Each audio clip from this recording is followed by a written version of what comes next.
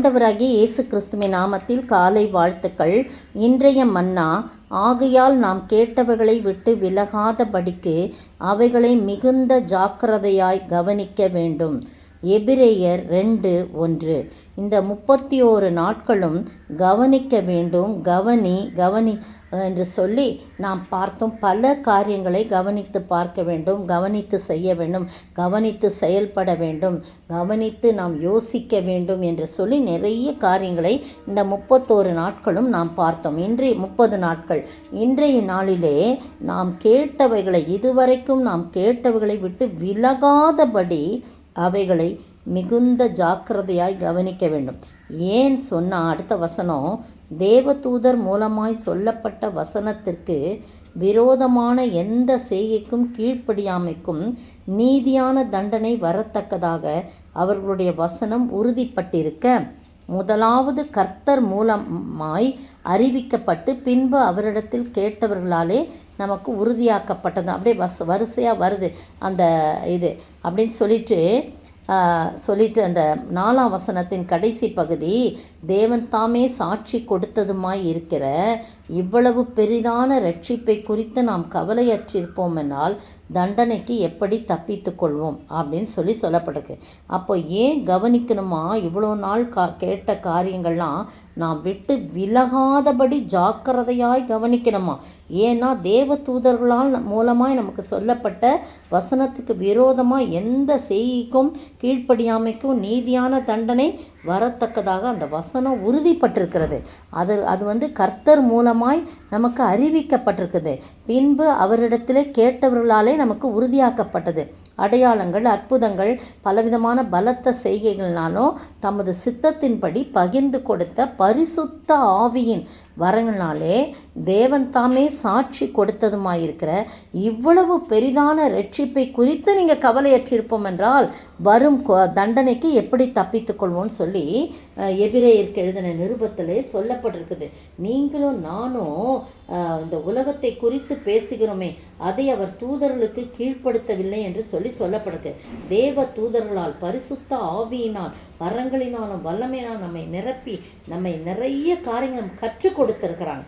அதிலே நாம் கவனமாக இருக்கணும், அதை விட்டு விலகாதபடி கவனமாக இருக்கணும் அப்படின்னு சொல்லி இந்த கடைசி நாளில் நம்மோடு கூட ஆவியானவர் பேசுகிறார். அப்போ ஒவ்வொரு நாளும் நம்ம ஆண்டவருடைய சமூகத்தில், ஆண்டவரே நான் எப்படி நடக்கணும் ஆண்டவரே, உடைய வேத வசனங்கள்லாம் நான் கை கொண்டு அதனுடைய விளக்கங்கள்லாம் அறிஞ்சிட எனக்கு விளக்கம் கொடுங்க ஆவியானவரே அப்படின்னு சொல்லி நான் உங்களையே கவனிக்கணும்ப்பா, எனக்கு கற்றுத்தாங்க ஆண்டவரே அப்படின்னு சொல்லி நம்ம தினந்தோறும் கேட்கின்றவர்களாக இருக்கும்போது நம்முடைய வாழ்க்கை இந்த 30 பாருங்கள், கடந்த மாதம் இருந்தவங்க இந்த மாதம் இல்லை, இந்த மாதத்தை துவங்கினவர்கள் இந்த நாளில் கடைசி நாளில் இல்லை.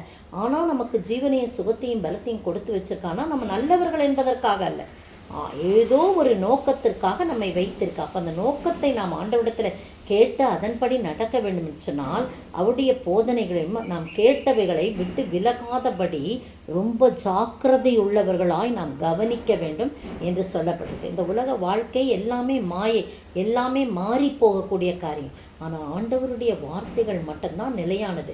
இந்த மாதத்தில் இந்த 31 நாட்களும் கேட்ட காரியங்களை விட்டு விலகாதபடி ஜாக்கிரதையாய் கவனத்தோடு கவனித்து இருக்கும்போது கர்த்தர் நம்மை நிச்சயமாய் நம்மை ஆசீர்வதிப்பார். நாம் அப்படி நம் கொடுக்கப்பட்ட என்ன வார்த்தைன்னு சொல்லும்போது ரட்சிப்பை குறித்த பிரசங்கத்தில், ரட்சிப்பை குறித்த ஒரு விடுதலையான வாழ்வை குறித்த போதனைகள் இதெல்லாம் நம்ம விட்டு விலகாதபடி இருக்கணும். அப்படி விலகுவோம் என்றால், அப்படி விலையேற பெற்ற ஒரு ரட்சிப்பை குறித்து நாம் கவலையற்றிருப்போம் என்றால் வரும் தண்டனைக்கு நாம் எப்படி தப்பித்துக்கொள்ளும்? ஆண்டவர் நமக்காக சிலுவையிலே நமக்கு சம்பாதித்து வைத்த இலவசமான ரட்சிப்பை குறித்து அதை பற்றிலாம் கேள்விப்பட்டிருக்கோம். அதை பற்றிலாம் நம்ம சர்ச்லேயும் மற்ற இடங்கள்லாம் நம்ம அதை குறித்து நம்ம கவனத்தோடு கேட்டு அதை விட்டு விலகாதபடி அந்த ரட்சிப்பை கடைசி வரைக்கும் நாம் காத்து கொள்ளுகிறவளாய் காணப்படணும். இந்த ரட்சிப்பு என்பது பாவத்திலிருந்து, சாபத்திலிருந்து, நோயிலிருந்து, கட்டுகளிலிருந்து, பலவிதமான இக்கட்டான சூழ்ந்து விடுதலை வாழும். அதுதான் அந்த விடுதலை வாழ். இயேசு கிறிஸ்துவின் இரத்தத்தினாலே மட்டும்தான் நம்முடைய பாவங்கள்லாம் கழுவப்படும், சாபங்கள்லாம் தொலைக்கப்படும். பிரியமானவர், எனவே இந்த அருமையான வேளையிலே நீங்களும் நானும் மிகுந்த கவனமாய் அவர் நாம் கேட்டவைகளையும் விட்டு விலகாதபடிக்கு அவைகளை நாம் ஜாக்கிரதையாக கவனிக்க வேண்டும். அதற்கு ஆவியானவருடைய துணையை நாம் கேட்டு பெற்றுக்கொள்ள ஆண்டவர் தாமே கிருபை செய்வாராக. ஆமேன். கவலை கண்ணீர் மறக்கணும், கர்த்தரையே கவனிக்கணும், கற்று தாரும் ஆவியானவரே. வேத வசனம் புரிந்து கொண்டு விளக்கங்களை அறிந்திட வெளிச்சம் தாரும் ஆவியானவரே. வேத வசனம் புரிந்து கொண்டு விளக்கங்களை அறிந்திட வெளிச்சம் தாரும் ஆவியானவரே. ஆவியானவரே, ஆவியானவரே, பரிசுத்த ஆவியானவரே, எங்களுக்குள்ளே வாசம் பண்ணும் ஆவியானவரே, இந்நாளில் சித்தம் போல் நடத்தி செல்லுங்கப்பா. ஸ்தோத்திரம் ஆண்டவரே, துதிக்கிற ராஜா, உம்முடைய வேத வசனங்களை நாங்கள் கேட்டவைகளை எல்லாம் ஆண்டவரே நீர் சொல்லி கொடுத்தவைகளையெல்லாம் நாங்கள் விட்டு விலகாதபடி அவைகளை ஜாக்கிரதையாய் மிகுந்த ஜாக்கிரதையாய் நாங்கள் கவனித்து பார்த்து அதன்படி நடக்கவும், இந்த விலையேற பெற்ற ரட்சிப்பை குறித்து அதை நாங்கள் காத்து கொள்ளவும், அதை மற்றவர்களோடு பகிர்ந்து கொள்ளவும், அதில் கடைசி வரைக்கும் நிலைத்திருக்கவும் நீதாமே உதவி செய்ய வேண்டுமாய் ஜெபிக்கிறோம். அதை குறித்து அலட்சியமாய் எண்ணினால் கர்த்தாவை அதை பற்றி கவலையற்றி இருப்போம் என்றால் வரும் தண்டனைக்கு எப்படி தப்பித்து கொள்ள முடியும் கேள்வி கேட்கப்பட்டிருக்கிறது ஆண்டவரே. அதற்கு நாங்கள் இடம் கொடுக்காதபடி அந்த விலையேற பெற்ற ரட்சிப்பை நாங்கள் சொந்தமாக்கி அதன் மூலமாக மற்றவர்களையும் மண்டை இழுக்க நீர் உதவி செய்ய வேண்டும் என்று கர்த்தரும் மீட்பரும் ராஜாவுமாய் இயேசு கிறிஸ்துவின் விலையேற பெற்ற நாமத்தில் ஜெபிக்கிறேன் பிதாவே, ஆமேன். நேற்றைய பதில்: கர்த்தர் தேவ பக்தியுள்ளவர்களை சோதனை நின்று ரட்சிக்கவும் அக்கிரமக்காரரை ஆக்கினைக்குள்ளானவர்களாக நியாய தீர்ப்பு நாளுக்கு வைக்கவும் அறிந்திருக்கிறார். 2 பேதுரு 2:9. வழக்கப்படி கடைசி நாளில் கேட்கப்படும் 5 கேள்விகளுக்கு நீங்கள் நாளை தினத்திற்குள் பதில் அளிக்க வேண்டும். நாளை இரவுக்குள். இன்றைக்கான 5 கேள்விகள்: 1. எதை அனுபவிப்பதை பார்க்கிலும் எதை அனுபவிப்பதை தெரிந்து கொண்டார்? 2. எது ஒருவனுக்கே பாவமாய் இருக்கும்? 3. யாருக்கு யாருடைய எது விரோதமாய் இருக்கிறது? யாருக்கு யாருடைய எது விரோதமாய் இருக்கிறது? 4. தீர்க்க தரிசனம் ஆனது எதின்படி உண்டாகவில்லை.